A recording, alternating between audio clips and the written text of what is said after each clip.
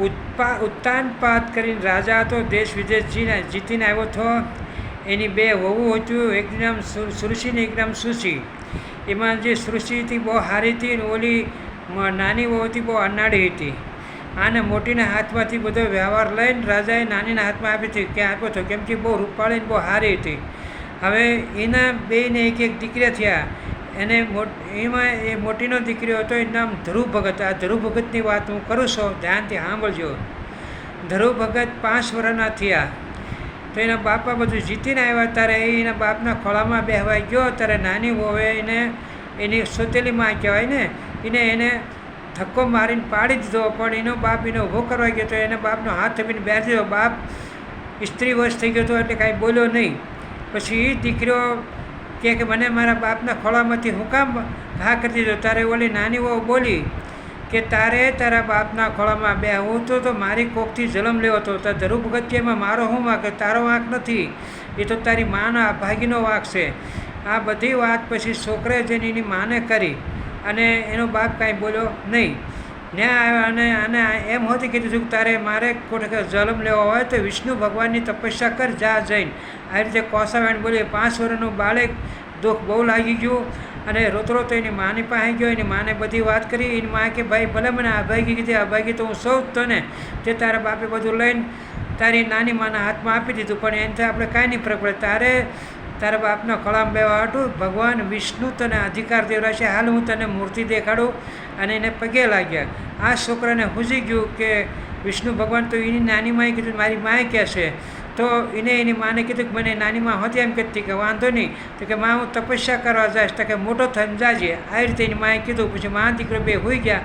5 વર્ષનો દીકરો રાતના 12 ઊભો થયો અને ભગવાન વિષ્ણુને પગે લાગીને અને નાથી નીકળી ગયો. અને ભગવાનને કહેતો કે મારી માને તમે ધ્યાન રાખજો. આવી રીતે કંઈ છોકરો નીકળી ગયો. એક મેણાના ખાतिर 5 વર્ષનો બાળક નીકળી જાય, બોલતા એને આવડી ગયું હતું. અને રાજાનો છોકરો એટલે હોશિયાર તો હોય જ તે. પછી રખડતો જંગલમાં ગયો તો ત્યાં એને 10 લૂંટેરા મળી ગયા. આખો ઘરાણા તે ભરેલો હતો. બધા એને આડા ફરી ગયા, તમે કોણ છો? તો કે અમે લૂંટેરા છીએ, તમારે શું જોઈશે? તો કે તારો દાગીના. તો કે દાગીના બધા હું આપી દઈશ, પણ મને ભગવાન વિષ્ણુનો પત્તો દેખાડો, ભગવાન ક્યાં રહેશે? આ ડાકુને એમ થયું કે આ તો બહુ સારું મળી ગયું.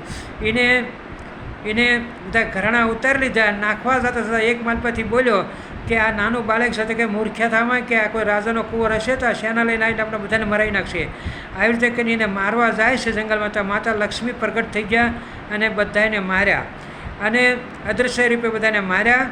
અને ભગવાન કૃષ્ણ જોઈ રહ્યા હતા બેઠા બેઠા દ્વારકાધીશ. પછી એને આગળ હાલ્યો તો નારદ મુનિ દર્શન થયા. કારણ કે જંગલમાં નાનું બાળક વાઘ વરુ બધું બહુ જમાનામાં હતું, અત્યારે હોય છે. તો એને મારી નાખ્યા. ત્યારે ભગવાને નારદ મુનિને મોકલ્યા કે જાઓ તમે એના ગુરુ થાવ. નારદ મુનિએ આવીને એને ગુરુ મંત્ર આપ્યો. ઓમ નમઃ ભગવતે વાસુદેવાય કરીને ધ્રુવ ભગતને મંત્ર આપ્યો. એ મંત્રથી એને 100 મહિના તપ કર્યો. ત્યારે ભગવાન પ્રગટ થયા. માતા લક્ષ્મી ઘણીવાર એની પાસે ગયા. વિષ્ણુ ભગવાનને કહેવા માંડ્યા, વિષ્ણુ રૂપ હતો ને કૃષ્ણ, કે ભગવાન એની સહાયતા કરો. તો કે હું કોઈ એકને હાટું થઈને ધરતી માથે ના જાઉં, પાત્ર પક્ષ હું નથી કરતો. અને જે એને લેખમાં વિધાતાએ લખ્યું છે એ થાય. મરવાનું લખ્યું છે મરી જાય, જીવન લખ્યું જીશે, પણ હું પાત્ર પક્ષ નથી કરતો. ત્યારે એમ કરતાં એને તપસ્યા ચાલુ કરી. પછી નારદ મુનિને અમુક ટાઈમે દર્શન દીધા એને પાછા. તો કીધું ગુરુદેવ કે ભગવાને મને હાજી દર્શન નથી દીધા. તો કે વાત તારી હાચી છે, પણ ભગવાન એમ દર્શન ન આપે. એના માટે તારે કાંઈક મૂકવું પડે. તું તારી શ્વાસ અને અન્નજળનો ત્યાગ કર અને શ્વાસ બંધ કરીને ભગવાનનો તપ કર. એને એવી રીતે તપસ્યા કરી તો આખા સૃષ્ટિમાં એના શ્વાસને બધું સંતુલન રોકાઈ ગયું. ત્યારે ભગવાનને આવવું પડ્યું હેઠે. અને ભગવાને એને દર્શન દીધા, એને વરદાન આપ્યું, એનું રાજ એને અપાવ્યું, એના મા બાપને સારી બુદ્ધિ આપી. અને એને ખોળામાં બેહારી નાનીમાં હતી એને પગે લાગવા દીધા. ધ્રુવ ભગત ઊભો થઈને હાથ તબલી નહીં માં નહીં માતા, તમે સોરું કસોરું થાય, માવતર કમોતર ના થાય. મારી ભૂલ ભલે ન હોય પણ તમે મારા પગે ના પડો, હું પાપમાં પડીશ. અને ભગવાને એને વરદાન આપ્યું કે જ્યાં સુધી રહીશ ત્યાં સુધી ખૂબ સુખથી રાજ ભોગવીશ. અને જ્યારે તું અહીંથી જવાનું થાય ત્યારે તને હું આસમાનમાં ધ્રુવ તારાના રૂપે તને જગ્યા આપું છું. જગત તને ઓળખશે ધરુ તારા નામે. એ ધરુ તારો આજે છે ને એને માટે જહાજ હાલે છે. જય દ્વારકાધીશ ને જય રાધે કૃષ્ણ. આ સાચી વાત છે, કોઈ ખોટી મળગણત કહાની નથી. સત્યને રસ્તા હાલો ને ભગવાનનું નામ લો.